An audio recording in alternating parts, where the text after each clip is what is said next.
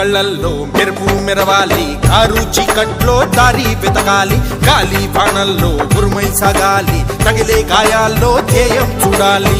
ఒకటే జననం, ఒకటే మరణం, ఒకటే గమనం, ఒకటే గమ్యం. గెలుపు పొందే వరకు గలుపు లేదు మనకు, బ్రతుకు అంటే గెలుపు